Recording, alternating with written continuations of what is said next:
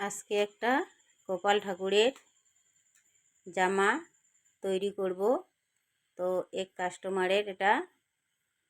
তো দেখো কিভাবে তৈরি করি।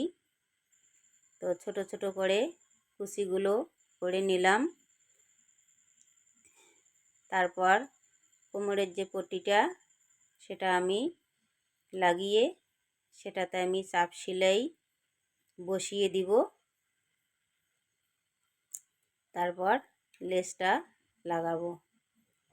তো বন্ধুরা, তোমরা কে কীভাবে বানাও?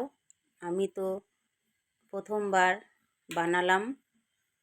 তোমাদের কেমন লাগে সবাই কমেন্টে জানাবে।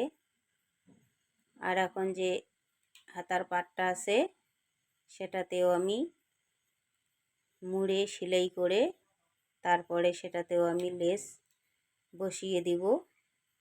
তো দুদিকেই লেস বসাইতে লাগবে, নাহলে ভালো দেখা যাবে না। তো দেখো আমার তো জামাটা তৈরি করা হয়ে গেল। এখন আমি এটা কোমরে লাগিয়ে দিব। তো আমার জামা তৈরি হয়ে গেছে। তো গোপাল ঠাকুরটাকে কেমন মানিয়েছে সবাই কমেন্টে জানাবে।